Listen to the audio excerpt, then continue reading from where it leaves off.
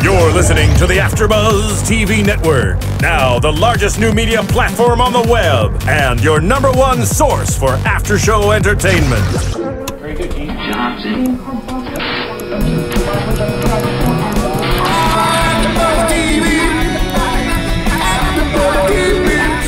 From the AFTERBUZZ Studios in Los Angeles, California, presented by Maria Menounos and streaming live thanks to Akamai Technologies. This is AFTERBUZZ TV's Resurrection After Show. We'll break down tonight's episode and get you all the latest news and gossip. And now, another post-game wrap-up show for your favorite TV show. It's AFTERBUZZ TV's Resurrection After Show. Oh my God. Zach Wilson loves this song. I do enjoy this song. Zach Wilson is an addict, a coming home addict. I downloaded this song and I listen to it in the car sometimes. Yeah. I'm not even joking. It's a real thing. Well, thank you for tuning in, guys. It's AFTERBUZZ TV with Resurrection, Episode 6, Home. We're coming home and bringing the episode home to you in your home. Okay. How many times can I say or the in word your office home? or in your car or at the beach if you want. It doesn't have to be at home. Anywhere. Listen to us in the bathtub. Why not? The heart is. Yeah, it's true. But thank you for tuning in. I'm your host, Zach Wilson, and joining me on tonight's panel, we have Chelsea Briche. Hi, hi. And Matthew Lieberman. Hello again. G. Madison is out this week. Hopefully we'll get him back soon, but he is very busy with very awesome things. Yes, congratulations, and we miss him. And hit him up on the Twitter. Give him some tweets. But this episode, right? So much to talk about. Yeah, this was a crazy episode. Like while we're listening, we were going through what are we going to talk about in this podcast? So much. Yeah, so much. So I think let's start with the Rachael, Tom, Janine, Helen. Helen. Go away, Helen. Helen is just the worst. She really is, though. Listen, so if awful. we have all of these returned coming back and they are here for some nefarious purpose, I say Helen is top of the hit list. I want to see the return just wail on her. I mean, I know we need an antagonist Yes. in this show, but I hate her. Oh my gosh, I hate her so But much. just because she's a busybody and she has no good reason to be messing with other people's lives. That we know of. No. She really is doing this because she has nothing else to do with her day. I mean, I would buy that, but part of me thinks Really? that Helen may be somehow connected to whoever's behind all this. Oh man, that's a scary thought to me because she just Yeah, because if so, then right, because she's damaging enough as just like a busybody housewife to be also be a member of some kind of secret conspiracy. She knows the right buttons to push so well. She's incredibly conniving. Like she says a few words and everyone just opens up to her. She wraps them around her finger and She's all about power and self-preservation. She's cutthroat, which is crazy because she lives in a small town and the stakes are so incredibly low.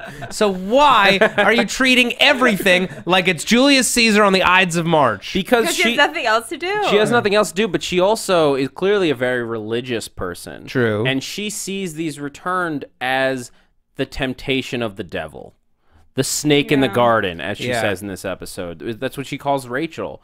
And Rachael, she just got back. She just came back to life. She's dealing with a lot. Right. Last she just week found out she's pregnant. We found out this she's poor pregnant. woman. The cherry on top. She's pregnant with a married man's baby that she got impregnated with before he became a pastor. Right, I know we're going to get into this, but this is my thing, and I think it's just point blank. Rachael got pregnant before Tom was a pastor, A, and B, before he was married. It's true. So I understand why it's a really awful situation now, but I don't know why everyone is jumping down their throats. As we start off with them. It's a big pill to swallow, just because A, you have to accept that she died and came back to life, one. B, she's coming out and the fact that she's even there and is pregnant. Yeah. That she didn't leave and that Tom didn't ask her to leave is scandalous, because then it's like, what is she asking him to do? Help raise the child? He's married. Yeah. It's a small town. This is a big deal. We we meet their story in this episode with her. He goes to see her and they sit down. I mean, she has her talk with Bellamy and Maggie, but Hardly a talk. yeah, it's more of just like these characters all know each other now, and so that he can hand her his card. A little chit chat. Yeah. She sits him down and is like, I have something to tell you. And she makes it clear that she did not know when she drove off the bridge, which is good. Which is a lot of people were vitally talking important. on YouTube and Twitter Yeah. this week at us that, like, Is that the reason why she killed herself? yeah, Yeah. which that would make her a way darker character, and we wouldn't like her if that was true. She had no idea that she was pregnant, and they cleared that up for us. And she drops it right on Tom, and he just freezes. Because what do you say to that? Well, he's already caught in a lie, first of all. He lies to his wife, says that, that Rachel's gone far away to Tennessee. So he's a liar, first of all. Now to be a liar who's in love with this other woman who has his baby, which is something that he's wanted for a long time, and his wife seemingly cannot provide him. If these returned are the devil's temptation, this is a pretty sweet one. The love of your life, pregnant with your child and perfectly healthy. And he's having trouble conceiving, as we find out. Yeah. I mean, like, you got to give credit to Tom. He does, when it's a bigger news, when it's not just like keeping her there, because you have to admit, like, you can't just let her out into the world. That's so cruel. This person who is lost, her family is nowhere to be found. She needs some help. Yeah, she needs to be close by. It's an awkward situation for everybody, and we have to. And I could sympathize with Janine, like, having to deal with that, but you can't force Tom to cast her away. This is somebody who was, even if he's not in love with her anymore, somebody who was very important. Fine, you can't force him to do that, but he also can't lie to her face. He shouldn't have lied. He shouldn't have lied. But I can appreciate the fact that... But at the same time, when he did find out that she was pregnant, granted, I'm not going to advocate any lying, but as soon as he did find out that Rachel was pregnant, I think that's when he sat down with his wife right away. Yeah, my point is, telling her to go away was an unreasonable request. He shouldn't have lied, but okay. He did immediately go and tell his wife that he has a love child with another baby. Yeah. But the thing Wait, is, he has a love child with a baby?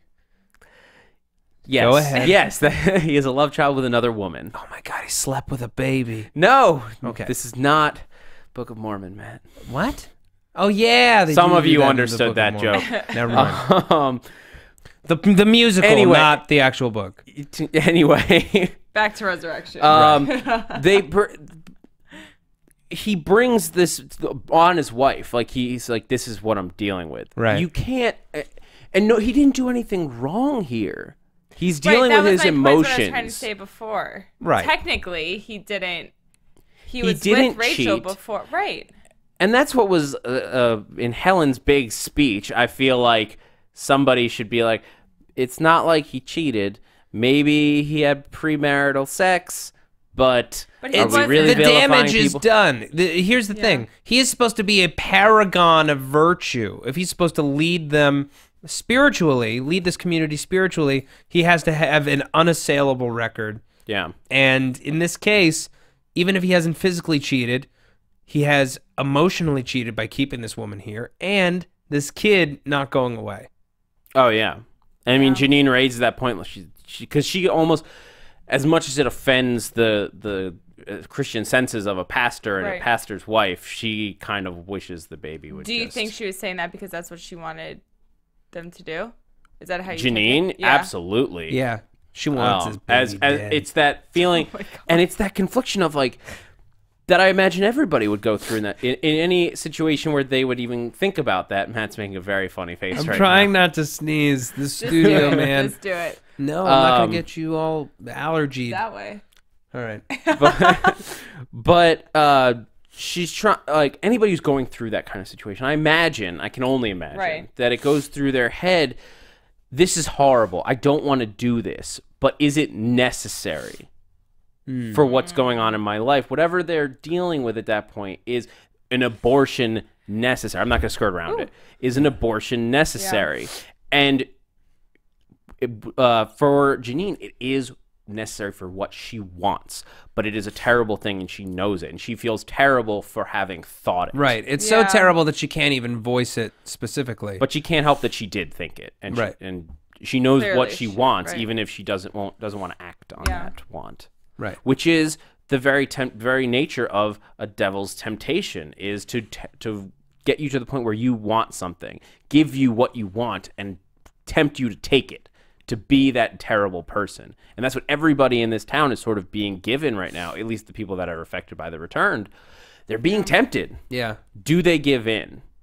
That's a big question. I'm very concerned about Pastor Tom giving in. Yeah, Pastor Tom has his feet way in the water already. I know. Well, I mean, that's if Rachael survives what's going on with her. Well, so far, I mean, Elaine did not give in. Caleb's gone. That's true. Yeah, the that's true. Langstons have given in. Jacob's still there. Tom is in the process of giving in. Interesting. Rachel's still there. All right, let me ask you a question. Are you officially saying that you believe that these people returning is a test, and that when in Elaine's mind she decided she didn't want her father to be there, he was gone?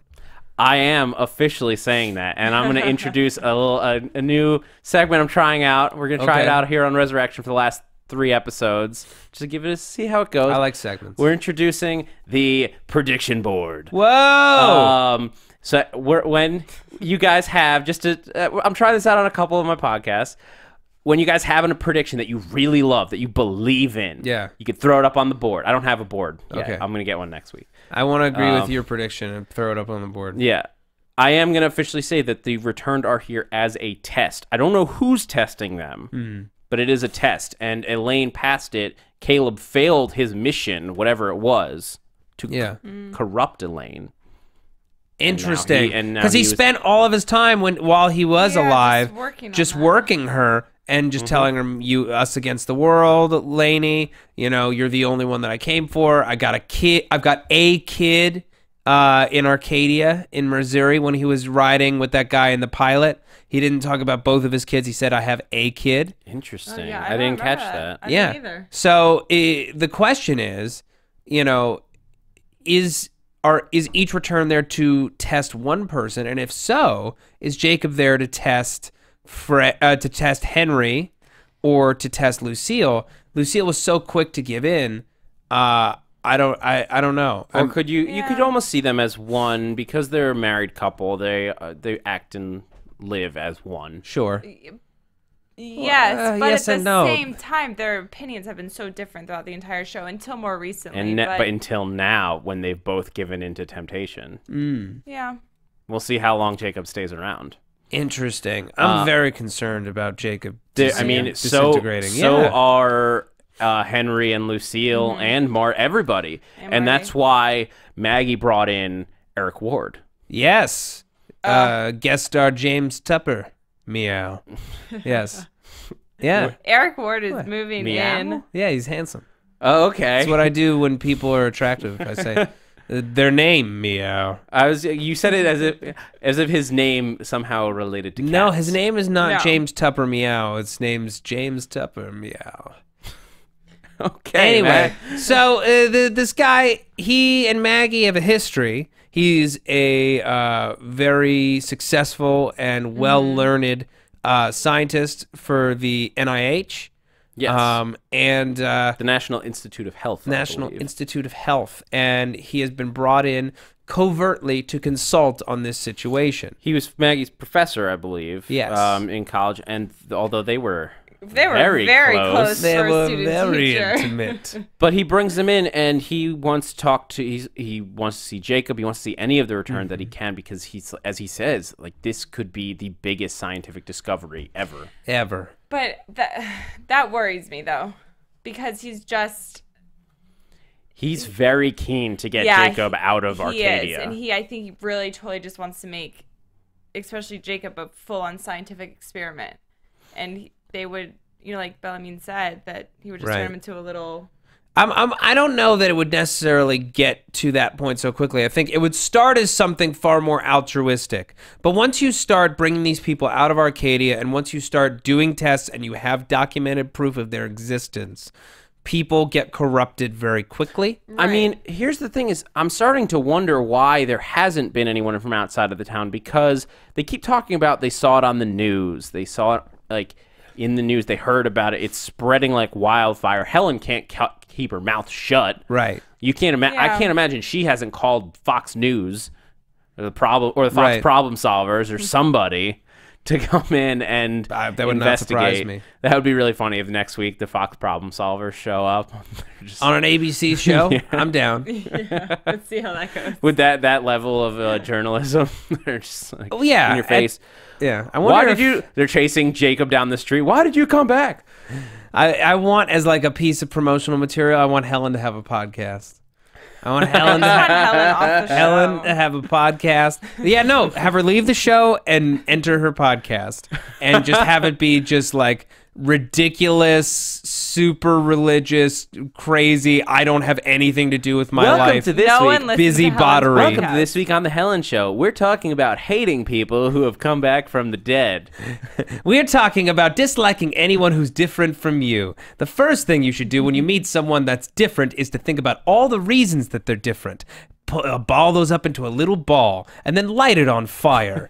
That's how you should feel about that person. I mean, to go back to that for a little bit, because we didn't talk about Tom's speech. Yeah. Tom gave this, he's about to open his Bible and start his normal sermon, and he knows that there's not this many people in church. The crowd is buzzing. Yeah, there's standing room only. Even Henry is there. Yeah, and he never comes to church. He never goes to church. But Tom gives this epic speech. He gives it with authority, and people are like shouting amen at him. They're really feeling it. And until our two antagonists, Gary and Helen, stand up. Yeah, we got to talk about Gary too. Gary is a dick. Yeah, he's so angry. Yeah. He's gonna really mess some things up, I think. Yeah, and look, I don't know. Maybe it's wrong of me to feel this way, but that guy in the crowd was right. Dale was a snake. Why are we mourning him? But of course, you're related to someone you're going to mourn, and that's going to make you do crazy things. But the guy didn't seem like a very nice person in life. I mean, Gary was a violent person. Dale was involved with Caleb. They have to wonder, like, Dale and Caleb were best friends. Yeah. Now that you know that Caleb is a returned. Well, not just a return, but he was a thief and a murderer. Yeah. Maybe you start to remember, like, maybe we shouldn't have fully trusted this Dale guy. He probably was a thief, too. Yeah, but, I mean, you look at the people that Gary's hanging out with. You've got crazy militia gun nuts with secret gun bunkers. Which we'll get into later. We'll talk about Frank and Paul and the armory. So much to talk about. Let's take a quick break right now. While we're talking about how much there is to talk about. Okay. And talk about iTunes. It's my favorite subject. It is one of my favorite subjects, too. And we talk about it so often here at AfterBuzz. Guys, I just want to say thank you to all the listeners of this show. This has been such a fun podcast. It's a short season, but it has been so much fun to do and so much fun to hear from you guys. You're loving Resurrection. We're loving Resurrection. And you know how you can help us make this the most fantastic podcast ever? How? You can log on to iTunes or YouTube, and especially on iTunes, you can give us a rating. Yes. You can rate it, review it, and it lights up my day when I see a new review, because I'm always looking to see what you guys say. I glow for hours. Matt's just smiling. I'm smiling. Ear to ear. I was demonstrating. Audio people, you missed out. You missed his fantastic smile. Sorry.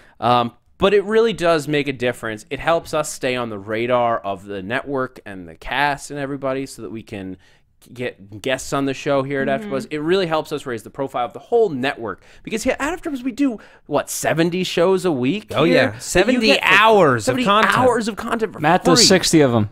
I do 60 of them when I Matt can. does an unhealthy amount of them. Right now I do 4, but it's gonna go back up to 8 in like a month. Oh wow. Yeah. Yeah, I think I was at 5, and now I'm back down to 3, and then It's sad when you don't have a fun. bunch. Yeah, it's fun. I like we doing like a doing lot. it. We want to know what you want to see more of. And when you write a review, you get a shout out on the show. So I want to the best shout out part. some really cool people. Gamer Edu, first time reviewer. He says, I have listened to several different AfterBuzz podcasts, and while having enjoyed all of them, I have never felt the desire to review one until now. Whoa. This one is hands down the best. I look forward to the podcast almost as much as the actual show. That's cool. Thank you so much for listening, Gamer Edu. Yeah, Gamer EDU. Butchering You rock, everybody's go name, you. but he gave us 5 stars. And 5 stars from Rosemary42 says, great show, great podcast. Really enjoy the host. You do a great job of dissecting the show. It helps me catch the bits I miss. Keep up the great job. And if we miss anything that you guys really loved or that we should have caught, let us know. Yeah. Because it's hard. Like, we watch the show and then we immediately jump into the studio to talk about it and we're all excited and everything. Sometimes we miss some of the small details. But we'll get into that stuff soon with like the theories and the numbers. It's fun. And Bianca N. Jones, lastly, she said, love, 5 stars. I love this show. I love this podcast. I listen to a lot of podcasts on AfterBuzz, and this is one of the few that stays on topic. And I actually feel like you guys watch the show. You cover everything in the show and don't miss a beat. And she says, oh, and G. Madison is so cute. Oh my God, isn't he so dreamy? Oh my God. We love G. Hope he's well. We miss him. But let's get back into it, guys. Yes. Let's talk about Ward and his theories. Yes, let's talk about him because I'm really excited about this. He comes in with, finally, he's like, somebody's like talking about like, why, where, how. And he breaks it down. They're like, we thought about cloning, but they have memories. Right. You can't clone memories. And this is like that moment where they're like acknowledging what the fans have all been talking about the whole time. Maybe it's a multiverse theory. I don't think we'd thought of that one, but it's an interesting curveball. Definitely. If it was like parallel dimensions, I think they're kind of quashing that.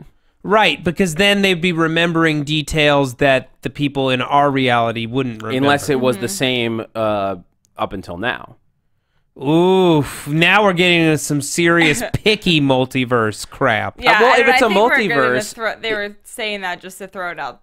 If there's there. an infinite number of of universes out there has to be one. One of them was the same until this point. It was completely identical except for these people not dying. I don't think this is Right, sliders. I think we need to throw that. Let's not do I don't that. think we're Let's doing keep that. And I think moving. that was their way of saying Let's not that's put not that what on we're the doing. board. Yeah. Although I don't think anybody was saying it. Right. But what he does point out is he finds a mathematical connection, a constant between all of these different people, and that if you take the difference in where they were resurrected, and divide that, subtract 40, and divide that by the number of years they were gone. I believe that was the formula. Yeah, it's whatever latitude they were found at divided by the amount of years they were gone brings you to 0.38. There's another step in the middle, but yes, it all adds up to, the math comes out to 0.38. Why is 0.38 important? I have no idea. I don't know, man. Or is it important, or is it just that they all have that in common? It could be a red herring. Mm-hmm.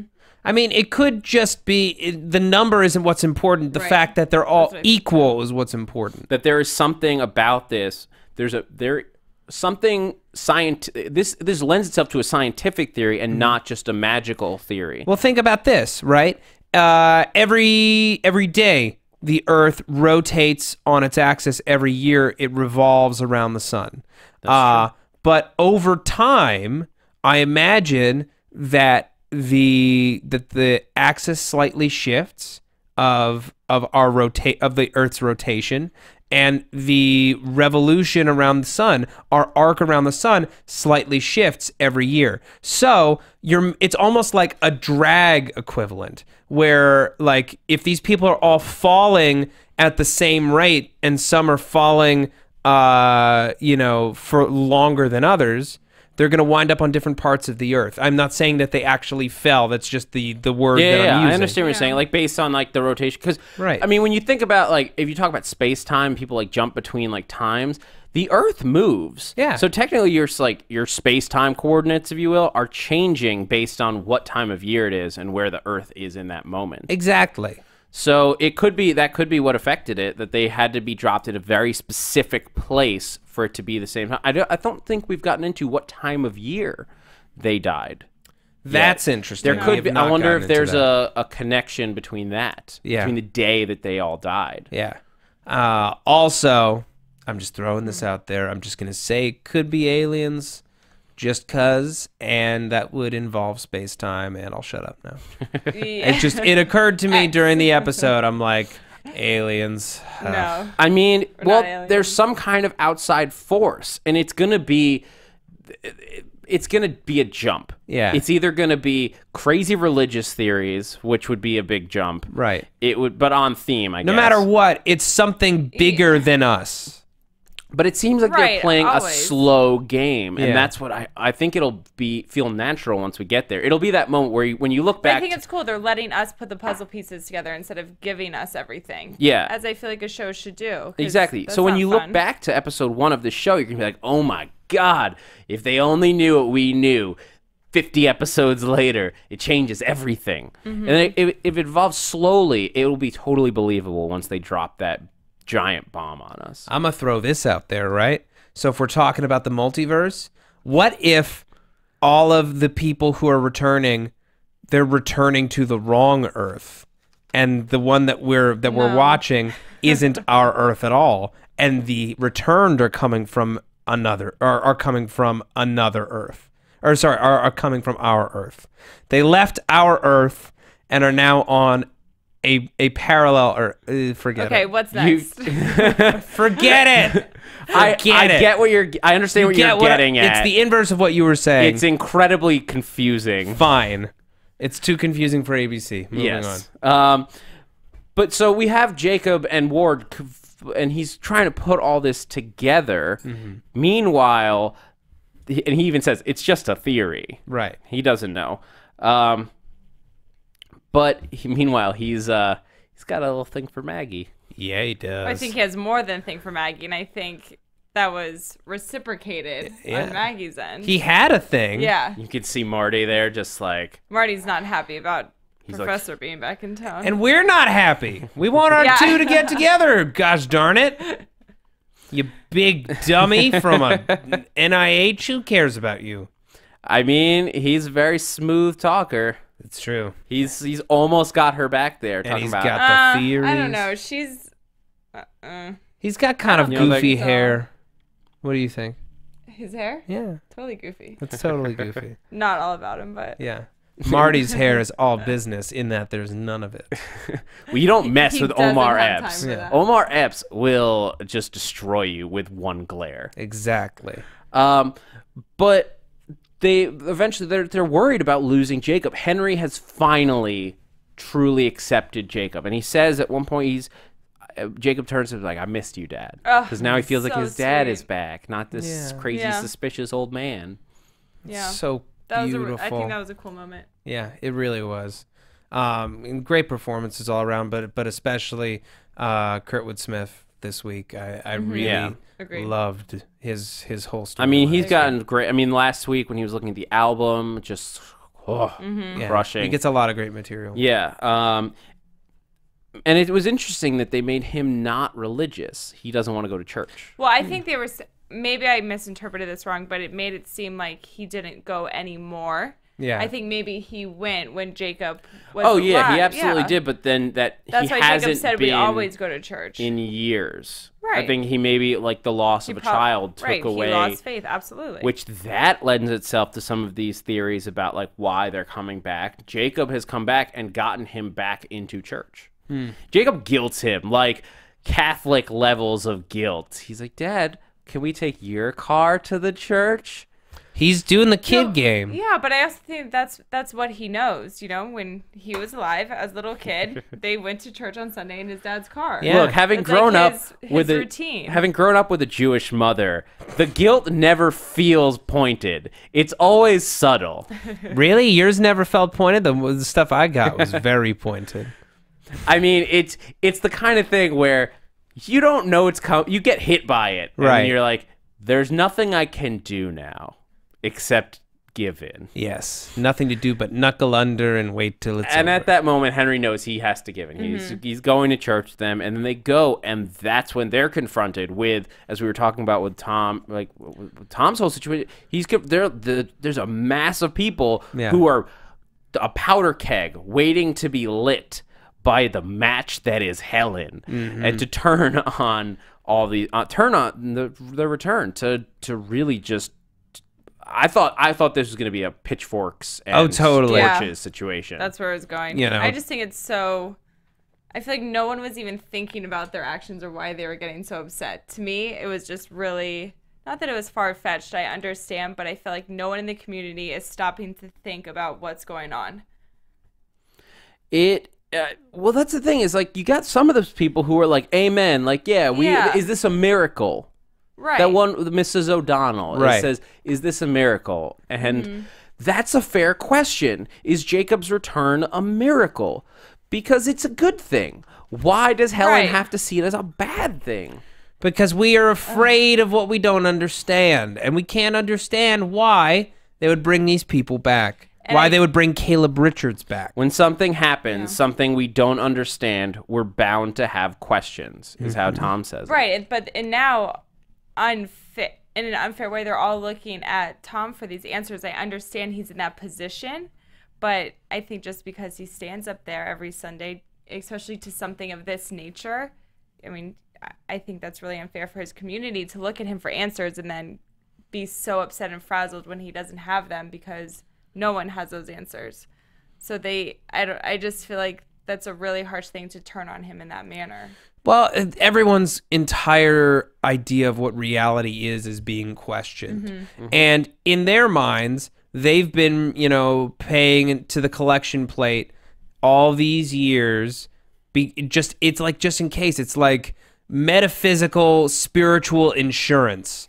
They're just paying up, and they expect that when the time comes and say the rapture happens or Jesus comes back or people start returning from the dead, that their spiritual leader is going to have an answer that makes sense. So they feel pretty betrayed, and I understand it. But like a pastor, and this is not like a Catholic church, like the pastor is not a person who's speaking to God. Right. They're just a leader amongst the community that they're hopefully helping to interpret the word of God and help them. At the end of the day, or at least in my eyes, and I'm going to hold really strong to this opinion, Tom hasn't done anything wrong. I think the only thing Tom has done wrong was lie to his wife. Yeah, maybe a little less lying to your wife, Tom, When- but you're mostly... When he said that Rachael or a was lot gone, less. but that's, in his personal life outside the church in that moment, that was completely wrong. Besides that, they can't... I think it's really unfair for them to point fingers. He's human, and like he makes a mistake. He does, and he admits that it was a mistake. But here's the thing: the mistake was made before any other factor of his life was at hand. It's literally like he was living two separate lives, and now because they're being brought together,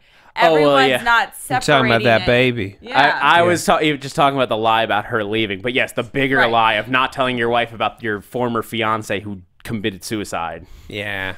I was carrying your baby. Well, he didn't know that. He doesn't know that. You always know. Yeah, but at you always know. And we talked about it a little bit at that church meeting. We get more of Gary, Yes. who we met last week. He's scary. And he and Fred, he sees Fred in the restaurant. It's the middle of the day. Gary's drunk. He's really upset about his cousin Dale's death. And he's mad that he doesn't see Fred as doing enough. To which I was like, he's getting coffee. Like, you don't think people need coffee to get their man, he's done? tired. He needs more get up and go to get up and catch the bad guys. Like, if I'd seen him at the bar getting a beer, I would have been like, maybe you should be working on finding the lost murderer. I mean, I just think he could have saw him breathing the wrong way and he would have been upset, you know? Yes. So it was just... He's a guy looking to pick a fight. Yeah. Exactly. And Fred knows that, and he's like, you need to leave. And after that, Fred goes to the poker game, hoping, I think, to see Gary, right? Like, he wants him to be there. Yeah, he wants him to be there. He wants to talk him down. I don't know, like, I feel, well, I guess it's risky to release that footage to anybody, but to show, like, we didn't lose him. He vanished. Yeah. I mean, everyone's already in such upheaval. Can you imagine if the whole community knew that now they're literally disappearing into thin air? Panic. Widespread panic and anarchy. Teleportation abilities. Yeah. Maybe. Yeah. Anarchy. But so... They can teleport right into my house while I'm sleeping. Anarchy. Yeah. No, that would frighten a lot of these people who are on the fence. They are. I mean, a lot of people don't know what to do. They're scared. Yeah. With every good reason to be. Yeah, well, they're worried. I wouldn't say there's good reason to be. None of these. I agree. Well, I guess Caleb has been violent. Exactly. So there's concern. One of them was violent. He was a criminal. That's 1 out of 3. But That's he was 33%. violent before he died. Doesn't matter. I think it does. But if I guess there could be concern about a disease outbreak, if this is a sickness or some. I mean, but it's bring them back to life. I would be like, I kind of want that disease. But their very core beliefs are being challenged. I mean, if you think about what do we know of life, of being on Earth, the one thing we really know is that you live and you die. Yep. And Caleb says very clearly at the end of last episode, there's no such thing as life and death. Ooh.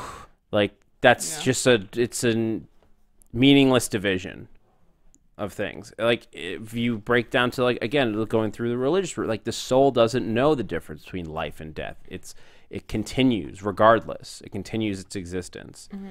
We don't know what happens after you die, and I think Resurrection as a whole show is attempting to explain a little bit of that. But at the poker game, Fred goes to the poker game, and he's talking with Paul, and they're all like joking around. Oh, I'm gonna steal all your money. Let's get a beer. And they go to the back room. He's like, help me with... I thought he was going to shoot him. I didn't know what he was I thought it was really going to be a torture room. And then Rachel was already going to be inside. Oh, no. I thought he was going to shoot Fred. Oh, I mean, if it had been later in the episode, like after the twist at the end, I would have thought the same thing. Yeah. But instead, he has stockpiled so many guns. At least 60, 70 guns. So creepy. Like assault rifles, crazy and shit. he picks up the assault rifle with like a laser scope and he's ready. He's like loading a clip in, like showing that he not only does he have it, he knows how to use it. Do you think he was being sincere when he was saying to Fred, we have your back, we have your back? I couldn't figure out if that was really manipulative I think so. or if it was genuine. I think they trust Fred to a point. Like they see Frank. No, it's Fred. It's Fred. Here, can I say how I think it's going to come down to it? Yeah. The way that he's really presenting it, it's we have your back because we think you'll take our side if things go south. Exactly. It's not. If it turns out that he's trying to defend the returned and everyone else is against it, they will not be there to back him up. They will flip on him in an instant. Instantaneous. It is, I mean, that's scary because now that's not going to just disappear. Yeah. Those guns are coming back into play. And that whole group of Gary and Mystery Cop #1. I like Mystery Cop's performance was just mysterious, truly. Well, very cop-like. Built off of all this, like we know that Paul and Gary and these people are connected, but Gary gets this small town cop that you assume he grew up with. They're good friends, and he brings him up to Rachel's room. We need you to come down to the police station, and she trusts the police. She's been gone for too long. Big dummy. Don't trust the police. Dummy. Don't trust They're anyone. all in on it. Oh, don't get in the car. We're shouting at the TV at this point. We're like, don't do it. Don't do it, She has Rachel. no idea. And there's Gary, and they are going to do some terrible things Yes, they are. to her, and we are all terrifying. That was, I mean, it's so frightening because you know, like, she has no recourse. She doesn't have a cell phone with her. She has no defenses. She has no idea what to do. And I feel like she looks like she wouldn't even hurt a fly, let alone know how to defend herself in a really rough situation. Well, they at gonna least hurt a the pregnant original woman? Rachel wouldn't know what to do. But And we don't she's know done her. nothing wrong. Why they're taking out his anger at Caleb on her? I mean, it's just perverse. Because they see her they're not looking at her as a person who They're is looking at not her as a involved. They're thing. looking at her as you are the closest thing to a connection to Caleb as we can find. Right. And that, I think, and so they figure they can, I mean, it's, at this point, it's become like almost racism. Like, you are this type of person, so we are going to beat you until you tell us what the story is. Yeah. They expect her to know. Maybe she does. And that's the thing. Caleb clearly knew, at least, he knew a lot more than any of the other returned have let on. Like, he seems to know what's up. Yeah. Like, he knew, and that's why he had to go, because he knew the score. And we talked about last week a little bit. I was saying one theory that I was throwing out there. What if Caleb is the only one that knows, and that if these two are good, he's the bad one. He wasn't supposed to come back. He like wormed his way in. And that's why he knows so much, you think? Yeah, like if he's a bad guy, like if he's the demon, the two angels got to come back. He's the demon who like slid into the portal before it closed. But I think that is separate as to a theory why Caleb would know more. I don't think those would. Well, if he's the bad guy, he has access to the bad guy archives of all this information. Right. Yeah, and you scoffed it when I just said aliens, just like politely. I wasn't gonna stop you. Portals and archives. Well, they came back some way. All right, portals. Not It's all portals. metaphors, not like a bad guy literal manual. archive, like Raiders of the Lost Ark box of like, Right. this is how to return to life. In file at 20B. Could be a Raiders. Raiders. It could be. Could be a Raiders box. This is just all a sequel to Indiana Jones and Raiders of the Lost Ark. All right. What else do we have to discuss? Well, there was Ray and Elaine. Elaine's gonna clearly gonna start working as a server at the bar, which puts her. Bartenders are in a very position of. They're very much in a position of power. In terms of gossip and stuff. Yeah, she's plugged. She'll be plugged right into the thick of the nerve center of Arcadia, Missouri. Yeah. The bustling hive mind. I mean, I have to wonder where her story goes from here. She's dealt with her arc of dealing with a returned. What makes you think that Caleb's gone Not coming forever? back. I'm not Yeah. saying she is. I'm just wondering, like, if he does come back. Well, So I'm I guess wondering where we're her gonna story have to goes. see. Yeah. I mean, I'll throw this out right now. If anyone this season takes a trip to wherever the return came from, it'll be Elaine. I'm throwing that on the board. It might not happen this season, but if we go to, Purgatory or wherever they belong, You think Elaine's the one to go? she's the one to go. It makes the most sense to me because she's not necessarily prepared to handle it, but she does have a core of inner strength that I respect. All right, I'm writing it down. Okay. Done. Matt's saying Elaine will go to wherever the returned are from. Yes, and if that doesn't happen, I guess I lose 3 points. Yeah, that's sort of how we're working this thing. Yeah. I'll throw up the rules that I actually write down on the YouTube page Good. somewhere. Throw them up on somewhere. and we'll work out a system to invite you guys to like shoot us your board picks on Twitter. And we also got another name check to Ray saying that man was not our father. Yes. And Elaine said, I know. That's the first time she said that. I mean, she's come around on this. Like she hated her alive dad too. Yeah. But this one is just as bad, if not worse.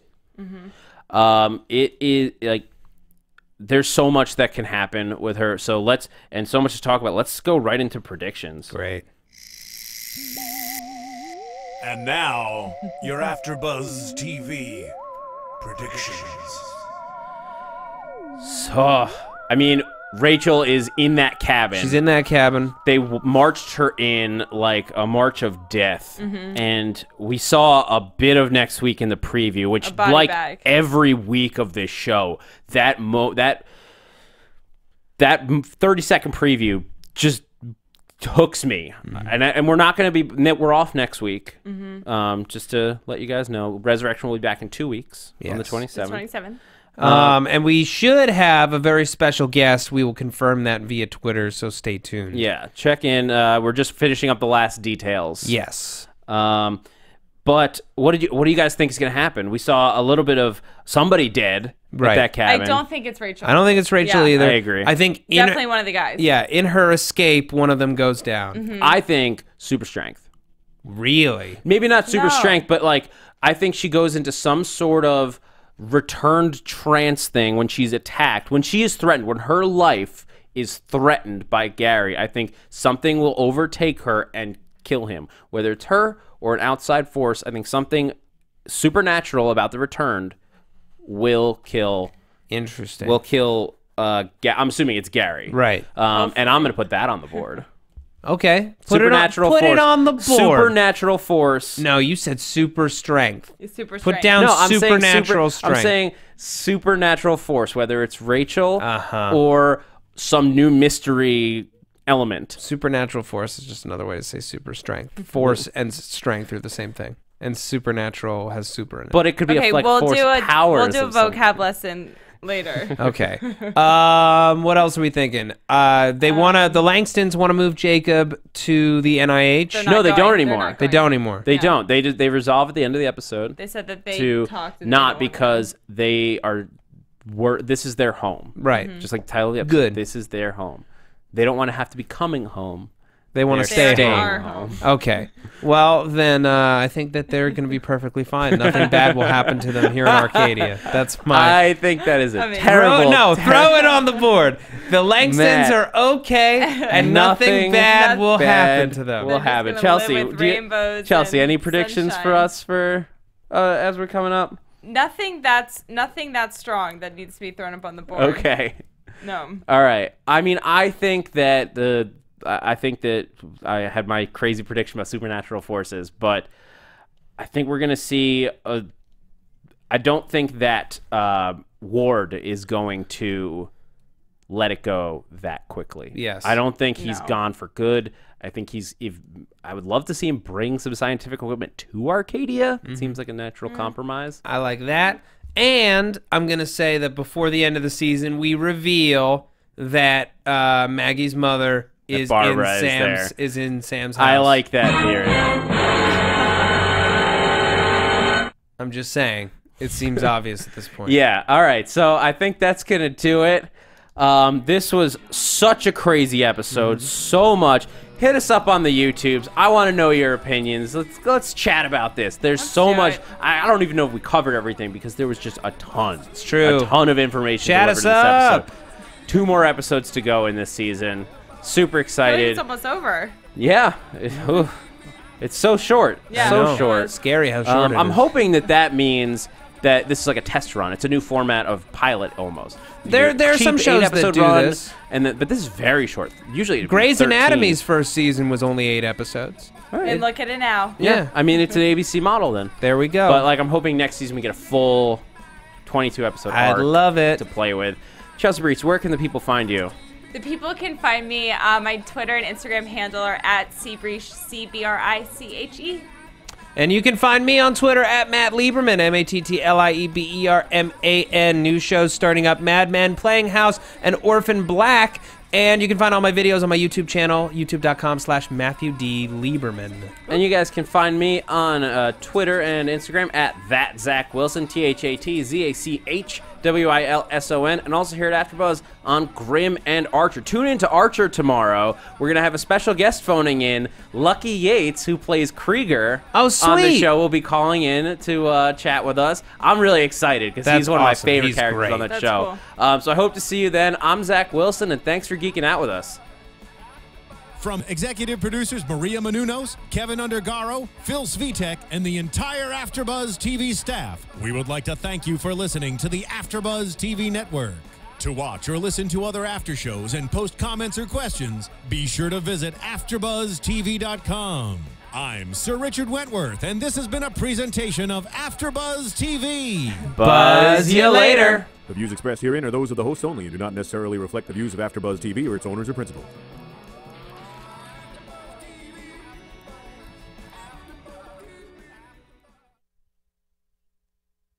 Thank you for watching AfterBuzz TV on YouTube. For more of your favorite after shows and interviews, subscribe to our channel here, and be sure to share your opinion on the episode in the comment section below here.